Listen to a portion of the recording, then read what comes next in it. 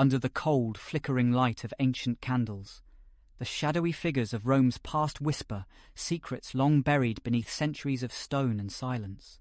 In this gritty tableau, a young woman dressed in flowing white slowly approaches her fate. Her face, serene yet striking, radiates a haunting, calmer, stark contrast to the chaos surrounding her. The distant murmur of a silent crowd hangs heavy in the air, their eyes fixed with a mixture of curiosity, fear, and reverence. She moves forward as if bound by an unseen force, her steps rhythmic, almost hypnotic, unfolding a story as old as time itself. A story of beauty, tyranny, injustice, and the tragic resilience of a soul condemned not for her crimes, but for her very visage. Why did this 22-year-old woman stand before the guillotine on that fateful day? Was her crime her unparalleled beauty? Or was her death the result of deeper, darker forces, greed, jealousy, societal obsession, or political machinations? These questions linger like a ghostly echo, sparking a visceral intrigue inside those who hear her tale. For in a world where appearance is often mistaken for virtue, her face became both her crown and her curse. The story begins in the shadowy corridors of old Rome, a city teetering on the edge of chaos amid religious upheaval and political unrest. It was a time when the powerful ruled not only through wealth and military might, but also through control of perception. Beauty, especially in women, was both a divine gift and a dangerous weapon capable of elevating or destroying lives. In this society, women's roles were rigid, their social standing often dictated by their appearance and their obedience. To be beautiful was to be vulnerable. Yet, to possess such beauty was also to invite envy and exploitation, especially when intertwined with privilege and authority. At the head of this tragic tale stands Francesco Ceni, an influential and wealthy patriarch whose obsession with control knew no bounds. His influence over Rome's aristocracy was immense, and his ruthless pursuits extended beyond mere politics into the personal realm. Ceni viewed beauty not as a gift, but as a weapon, a mirror of power he wished to dominate and manipulate. His daughter, Beatrice, inherited her father's striking features, but within her lay a spirit starved for freedom dreams, dashed against the icy walls of her gilded prison. Despite her young age, Beatrice's life was marked by suffering veiled beneath elegance and grace. Raised in the opulence of her family's palaces, she was surrounded by wealth, but trapped behind societal expectations and her father's tyranny. Her early years held whispers of hope secretly dreaming of love, of escape from her gilded cage, but those dreams gradually faded as her father's strict control tightened. Yet within her, a flicker of rebellion still burned, an unspoken desire to find her own voice in a world that constantly silenced her. Amidst this oppressive environment, a glimmer of genuine love and resistance emerged in Olimpio Calvetti, a young soldier with a compassionate heart and a rebellious spark. Their clandestine meetings, filled with whispered hopes and stolen moments, became her sanctuary. Olimpio symbolized the possibility of an authentic life beyond the suffocating walls of wealth and tyranny. But their romance was doomed from the start. Secrecy fueled danger, and the gaze of her father and society hunted those who dared defy their strict moral codes. As their forbidden love blossomed, so too did the peril surrounding Beatrice. Francesco Ceni's fears ignited a savage wrath, propelling him to uncover her clandestine affair. His rage knew no boundaries, obsession with control morphing into brutality. Desperation led to a conspiracy and attempt to eliminate Francesco's rival, a desperate plan cooked in shadows at Petrella Castle. Hired men staged an accident to fall from a tower, an act cloaked in darkness, meant to erase a threat and silence a rebellion. Yet, in the chaos, Francesco fell, and suspicion immediately turned to Beatrice. The girl who embodied everything her father despised her innocence. Her beauty became the face of a supposed crime. The subsequent trial was a brutal spectacle of manipulated justice. Dark chambers echoed with screams of torture and interrogation, painting a grim portrait of a society that valued appearance over truth. Torturers pressed her to confess coerced confessions, twisted her words into dagger-like accusations. Society's obsession with her beauty was palpable. Her prosecutors saw not her innocence, but her potential threat, symbol of resistance, of defiance against patriarchal control. Her pleas for mercy fell on deaf ears, drowned beneath the din of societal obsession. On that cold day, the crowd gathered curious, sympathetic, enraged awaiting the inevitable. As the blade descended, her dignity remained unbroken. Her face, now frozen in time, became an enduring symbol of injustice. The brutality of her execution shocked many, sparking outrage and mourning that rippled beyond Rome's ancient walls, spreading across Europe like a reminder of the perils faced by women caught in the web of power and prejudice. Her death was not merely the end of a young woman's life, but the birth of a symbol testament to the cruelty inflicted by a society obsessed with perfection and control. Though her body was silenced, her story lived on, echoing through poetry, art, and history as a stark warning. In her tragic fate, there lay a profound question. Was she truly guilty? Or was she simply a victim of a ruthless society that feared a woman's power and beauty more than her innocence? Her story compels us to look beyond the surface, to question the forces that judge and condemn based on appearances. Because in the end, her death was not justice. It was a tragic reminder that even centuries later, society still struggles to see women as victims, not villains, as human beings, not monsters. In the shadowed corridors of history, the 16th century in Rome emerges as a city wrapped in contradictions, splendid yet shadowed, pious yet corrupt. This era, cloaked in religious fervour and political unrest, sets a dark and turbulent stage for the tragic tale of a young woman's demise. To understand her fate, one must first peer into the soul of Rome itself, a place where beauty was both celebrated and perilous, where power wielded by ecclesiastical and aristocratic elites could be as ruthless as it was revered. Rome in the late 1500s was a city teetering on the edge of change, deeply rooted in tradition, yet increasingly embroiled in chaos. The Papal States, governed by powerful popes and their courtiers, reflected a city-wide intertwining of spiritual authority and worldly ambition. The Vatican stood as a monumental symbol of divine power, but behind its grandeur lurked political machinations, intrigue, and brutal enforcement of authority. The pontiffs, including Pope Clement VIII, shaped not only spiritual lives, but also dictated laws that often maintained rigid control over their subjects, particularly women, whose social standing was defined by beauty, virtue, and obedience. Within this milieu, societal norms cast women as delicate ornaments, their worth measured by appearance and purity. Beauty was a double-edged sword, desired yet dangerous. Women with enchanting looks could be cherished or vilified, their images crafted carefully by painters and poets. But beneath the surface, this obsession with beauty reflected deeper societal fears. The power women held in their looks could challenge authority, ignite passions, or threaten the patriarchal order. Consequently, women who defied these expectations, the outspoken, the rebellious, or even those merely too striking risked severe punishment, often in the name of morality or societal convention. Political unrest waged silently beneath the city's opulent facades. Rome's aristocracy was rife with rivalry, corruption, and secret alliances. Noble families vied for influence, wealth, and favour from the church hierarchy. Secrets, scandals, and assassinations punctuated the social fabric, creating an atmosphere where loyalty was dubious, suspicion was a currency, and justice was often a matter of power rather than fairness. The law, especially its application to women, was capricious and brutal. Public executions, torture chambers, and mock trials were not uncommon, serving as warnings to those who dared challenge the status quo. Amidst this backdrop, the life of a young woman like Beatrice was fragile and precarious. Her innocence and beauty could elevate her to social prominence, yet also render her vulnerable to the dark passions and jealousies that ran rampant.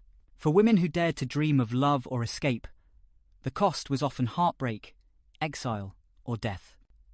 In a society where honour was paramount and women's autonomy was limited, her very existence could become a battleground for controlling her body and her fate. The societal obsession with outward perfection masked a violent undercurrent that would ultimately claim Beatrice's life. Throughout this turbulent landscape, the Church's influence was omnipresent. It intertwined with state power, often closing ranks to suppress dissent or moral dissent. The Inquisition's shadow cast a pall over the city, with accusations of heresy, witchcraft, or moral deviance leading to swift, often deadly consequences. The justice system leaned heavily on confessions coerced through torture, where appearance, especially beauty, became tools for judging guilt or innocence. Justice was less about truth and more about maintaining social order, class distinction, and religious orthodoxy. Against this dark canvas, the story of Beatatrice unfolds her. Tragic illustration of how beauty could ignite envy and suspicion, how political intrigue could descend into murder, and how societal norms could silence the innocent. Her life, and ultimately her death, mirror the brutal heartbeat of Rome in the 16th century, a city of stunning contrast divinity intertwined with cruelty, spirituality entangled with corruption. In the shadowed corridors of history's most tragic tales, the figures behind the catastrophe often remain as pivotal as the events themselves. Their motives, flaws, and ambitions weave a complex tapestry that reveals the dark underbelly of power, love, and authority. In the story of Beatatrice, a young woman unjustly condemned to death for her beauty, these figures shape not only her fate, but also the very fabric of societal injustice. At the heart of this tragedy stands Francesco Ceni, a man whose influence and obsession with control cast long, suffocating shadows over his daughter's life. As a wealthy and influential patriarch of Rome, Ceni wielded power with an iron fist, viewing beauty not as a gift but as a potential threat to his authority. His reputation for cruelty and ruthlessness stemmed from a desire to impose order within his household, to mold his daughter into the perfect reflection of his status, and to suppress any seed of rebellion that might sprout from her youthful spirit. His fixation on her beauty was more than superficial admiration. It was a calculated weapon, a symbol of his dominance and control. To Ceni, her allure was both a prize and a peril, something to be guarded fiercely, yet feared if it ever threatened to escape his grasp. Contrast this stern figure with Beatatrice herself, a young woman caught between innocence and the suffocating weight of societal expectations. Her early years shimmered with the promise of youth, but her life quickly became a gilded prison. Her beauty, celebrated by many, became her curse in the eyes of her father and the patriarchal societal norms that prized women's worth solely based on appearance. Beneath her delicate visage lay suppressed hopes and clandestine dreams of love and freedom, dreams that society's brutal codes and her father's tyranny sought to crush.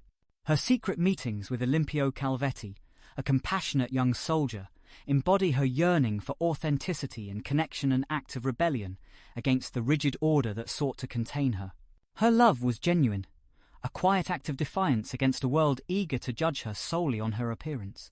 Olimpio Calvetti, the soldier who dared to love her, represented something radical hope and resistance amid darkness. His gentle spirit and unwavering devotion stood as a stark contrast to the violent societal machinery that ultimately betrayed her. His presence in her life was a silent protest against the patriarchal rules that dictated her destiny, embodying the very human desire for love that transcends societal chains. Yet, even this love was deemed dangerous, threatening the fragile social order and provoking the wrath of her father and the powers that be. Standing ominously above this tumult is Pope Clement VIII, formidable figure who embodied the confluence of spiritual authority and temporal power. His role in the unfolding tragedy was not passive. He was the ultimate enforcer of the brutal justice that claimed Beatrice's life.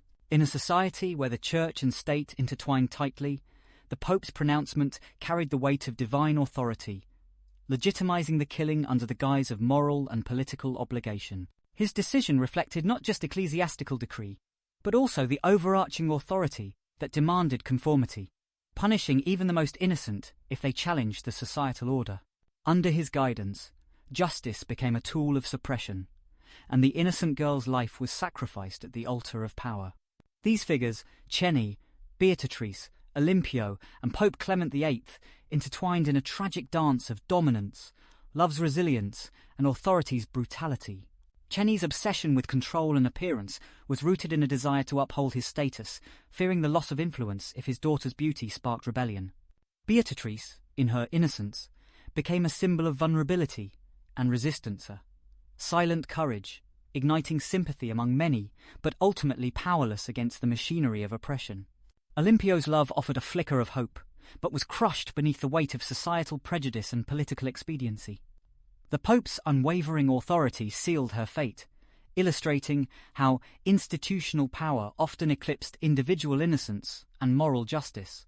In understanding these figures, we grasp the depth of the tragedy, how lives are often manipulated and destroyed by a web of unchecked ambitions, societal expectations, and institutional doctrines. Their motives reflect human complexities: fear, desire, authority, and love, each playing a part, sometimes tragic, sometimes heroic. The story of Beatatrice is not merely about her death, but about the systemic forces that manufacture such injustices, forces represented by these powerful figures who, knowingly or unknowingly, shaped her destiny. Their legacy forces us to confront uncomfortable truths about power's corrupting influence and the fragile veneer of justice. It challenges us to question: how often are innocent lives sacrificed on the altar of societal or political expediency? And whose voices are truly heard in the corridors of power? As history unfolds, the figures behind tragedies like Beatrice's remind us that grief and injustice are rarely isolated. They are woven into the very fabric of societal structures, wielded by those who believe they hold the keys to order, control, and morality. The air in the shadows of Rome grew heavy with secrets as the evening fell over the Ceni Palace. Corridors that once echoed with the sounds of courtly banter now whispered of danger and hidden agendas. Behind heavy oak doors, the glint of candlelight flickered over clandestine notes and hurried footsteps, evidence of a conspiracy that threatened to shatter the facade of power and control that Francesco Ceni meticulously maintained. It was within this tense web of intrigue that Beatrice's fate was quietly unfolding, her future hanging by the frail threads of daring schemes and whispered promises. In the dim opacity of the palace's quieter chambers, Beatrice herself moved with cautious urgency. Her dress, simple yet elegant enough to conceal her yearning for escape, brushed softly against the cool stone walls as she hid in the shadows. Every heartbeat was a thunderous drum in her Chester youthful face, masked by determination. She dreamt of freedom, of living her days not as a gilded prisoner, but as a woman in control of her own destiny. Yet, her hopes were fragile, tethered to a fragile plan that required secrecy, trust, and a stroke of luck. Olimpio Calvetti, her lover and confidant, was her only anchor in this storm of peril. A young soldier whose kindness shone through the hardened exterior of a man trained in the brutal arts of war, Olimpio had vowed to save her from the suffocating grip of her father's oppressive rule. Their secret meetings in the moonlit gardens, whispered promises of escape, and stolen touches fueled her courage. But such hope was perilously thin in a city where lurking spies and treacherous ears could easily betray her. It was during one such clandestine rendezvous at the secluded alcove of the palace gardens that Olimpio handed her a small scroller note sealed with wax containing the blueprint for her escape. The plan was daring. Under the cover of darkness, she would be smuggled out of Rome, out of her gilded cage, and into the safety of the countryside, where a carriage awaited her at the edge of the woods. The message was clear, but the risks were monumental. The Ceni guards, loyal and vigilant, would hardly turn a blind eye to such a breach, especially not for someone as visibly treasured as Beatatrice. Meanwhile, Francesco Ceni's relentless paranoia grew. Rumours of insurrection, whispers of rebellion among the city's discontented circulated like wildfire. The patriarch's obsession with appearances and control intensified every shadow hiding a potential traitor, every servant a possible spy. When news arrived that his daughter was secretly uniting with Olimpio and others in her insurgent circle, rage erupted within him.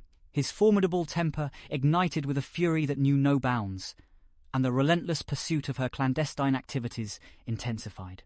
Late into the night, Francesco's spies reported that Beatrice's secret lovers and allies had been discovered an unthinkable betrayal in a society that demanded unwavering loyalty from its women. Her father's fury boiled over as he summoned his most trusted men to devise a decisive plan. The plan was simple yet cruel: to warn her, to threaten her, and ultimately to seize her before her defiance could escalate. She was to be caught, no matter the cost. At Petrella Castle, a secluded estate where her family had once sought refuge from the prying eyes of courtly society, the final phase of the plan took place. Olympio's men fastened the ropes, carefully staged to make her father's men believe it was an accidental fall from the battlements, a tragic misstep during a reckless escape attempt. It was a desperate measure, born of fear and desperation, meant to hide her true intentions but also to pave the way for her demise. The night of her staged accident arrived. Under a moon cloaked in clouds, she was hurriedly led to the edge of the castle walls, her heart pounding fiercely, part exhilaration, part dread. Olympio's men, cloaked in darkness, pushed her toward the precipice, insisting it was the only way to escape the clutches of her father's wrath. With a final, tearful glance back at the life she knew, she jumped into the void, her body tumbling down into the shadows below. But fate was less forgiving. The plan that promised liberation had a darker conclusion.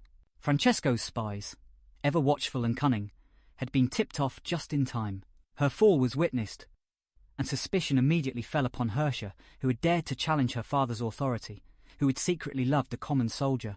The conspiracy, however, was far from over. It had merely shifted into a new, more dangerous phase. In the chaos that ensued, whispers of her accident began to spread. Yet, behind closed doors, darker truths simmered a web of lies woven since moments before her fall, spun to protect the guilty and silence the innocent. Her secret meeting with Olympio had been betrayed, her intentions uncovered, and thus, the stage was set for the tragedy that would define her.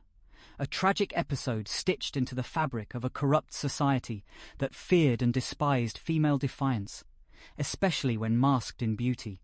As the shadows lengthened and her whispered hopes faded into the dark, Beatrice found herself on the brink of a nightmare born not just of her father's wrath, but of a society that viewed her rebellion as a crime punishable by death. The door to her freedom had been shut tight, replaced by a trap of betrayal, manipulation, and ruthless justice. The trial of injustice, torture, bias, and a society in flux. In the shadowed depths of Rome's dark chambers, the air thickened with a suffocating mixture of fear, brutality, and societal prejudice. Here, amidst flickering torchlight and the echoing footfalls of guards, the true face of justice was twisted beyond recognition.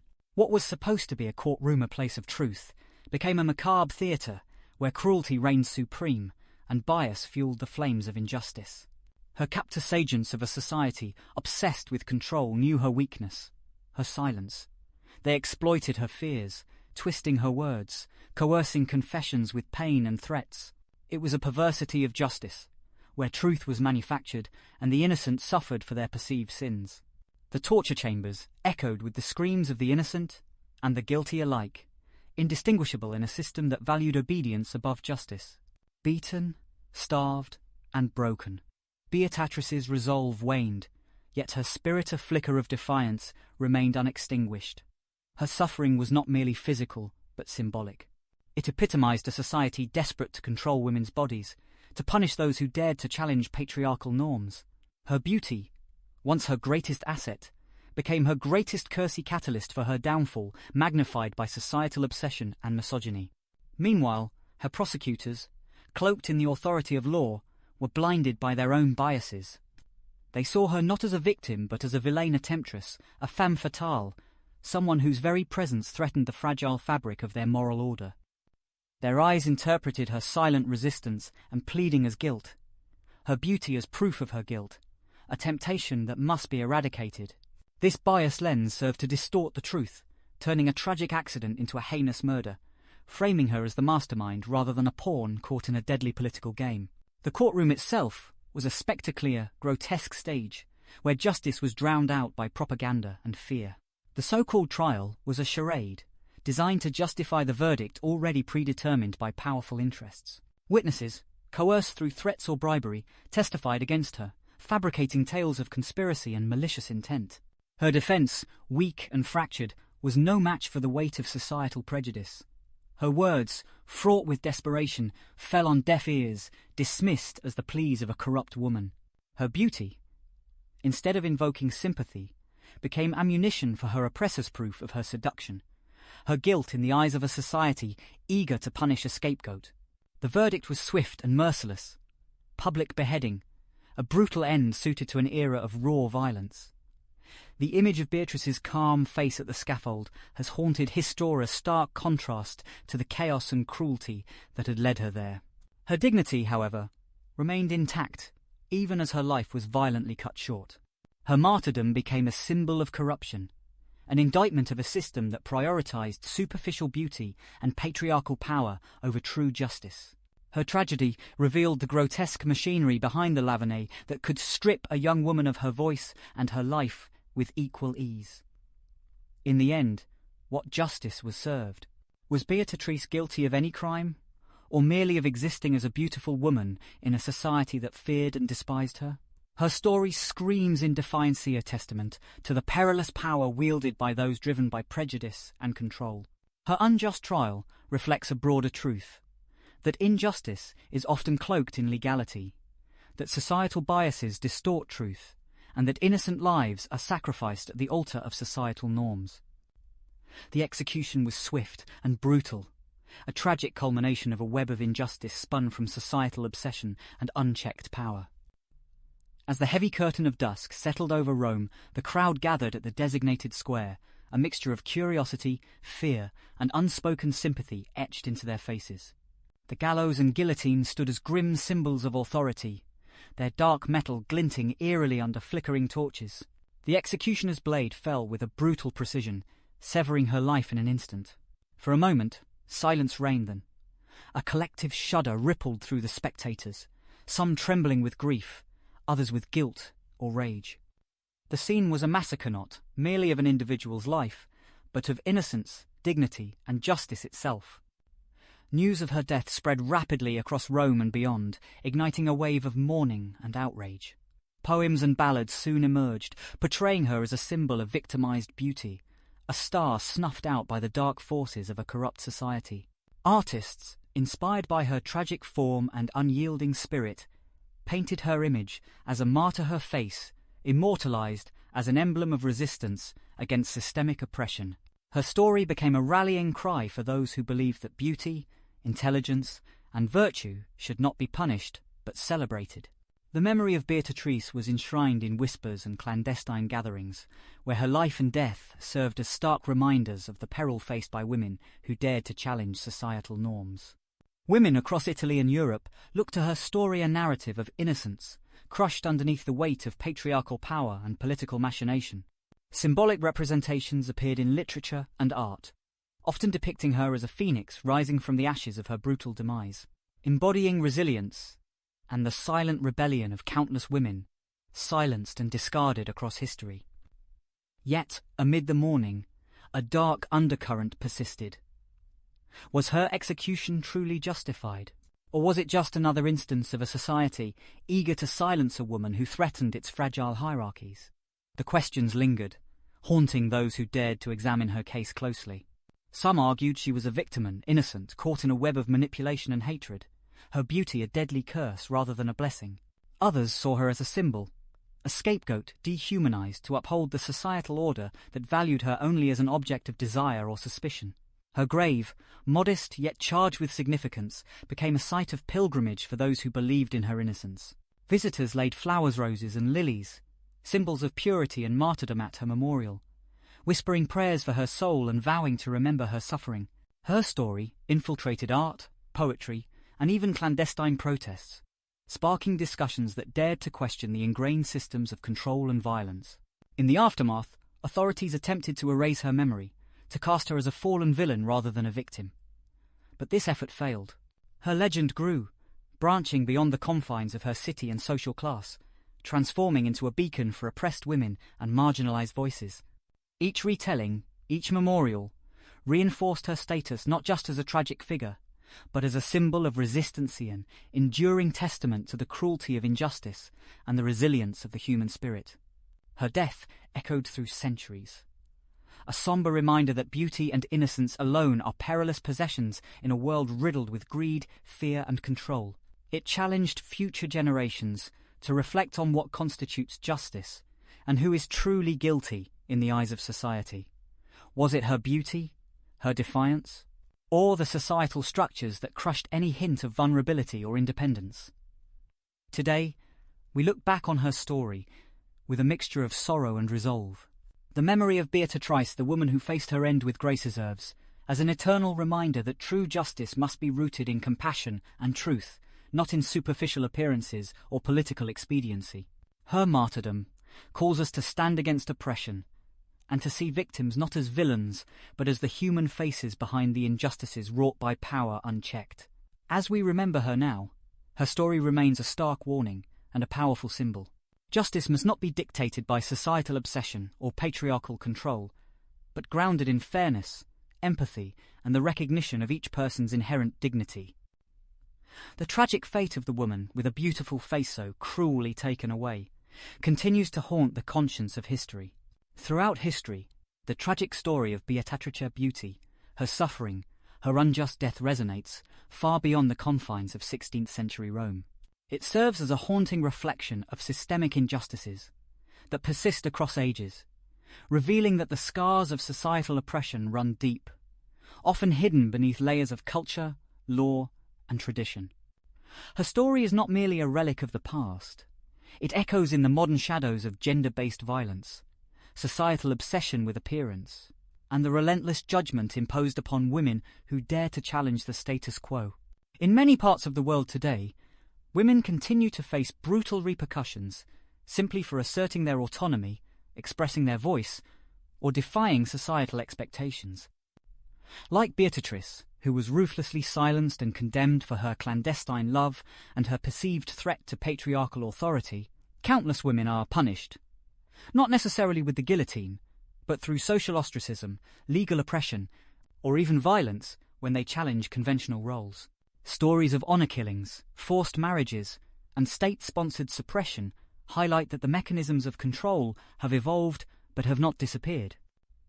The societal hunger for conformity and the policing of women's appearances and choices remain persistent themes, underscoring how history's injustices are woven into the fabric of contemporary culture. Moreover, the obsession with female beauty, once wielded as a tool of objectification and control in ancient stories like Beatrice's, persists today in digital culture, media, and consumerism. Women are often valued implicitly or explicitly for their physical appearance, judged, manipulated, and sometimes discarded based on societal standards that idolize superficial perfection. The tragic irony is that, in the modern age, women are celebrated and vilified simultaneously, often facing the same dangerous narrative, that their worth is tied solely to how they look, rather than who they are, or the integrity of their character. This obsession breeds a cycle of violence and control, reminiscent of the ancient societal norms that led to Beatrice's death. In many countries, women's rights to their own bodies and choices are still under assault. Whether facing legal restrictions on reproductive rights, discrimination in the workplace, or threats of violence for speaking out, women are often treated as collateral in larger political and cultural battles. These struggles reflect a disturbing resistance to recognizing women as autonomous beings deserving of respect and equality. Just as the societal constructs of Beatrice's time rendered her vulnerable to unjust accusations and execution, modern systems often subtly and overtly undermine women's dignity and agency. Her story thus becomes a chilling metaphor, not just a historical tragedy, but a symbol of ongoing resistance against systemic injustice. The collective memory of Beatrice's death has been preserved in art, literature, and discourse as a somber reminder of the peril women face when societal, patriarchal, and religious authorities conspire to control and punish female independence. Poets have penned verses mourning her fate. Painters have depicted her martyrdom as a symbol of suffering and resilience. Activists have invoked her story to call for justice and reform.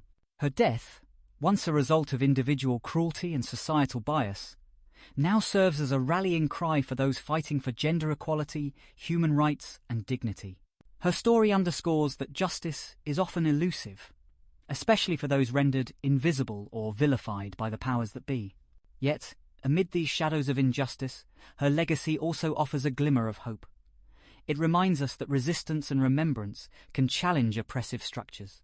Today's movements, feminism, human rights campaigns, and social justice activism carry forward her silent cry for freedom, dignity, and justice.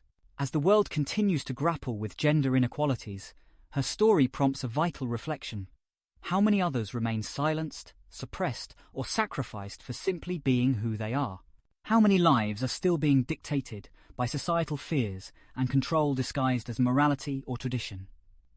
Ultimately, the tragic death of Beatatrice serves as a stark mirror reflecting our ongoing struggles.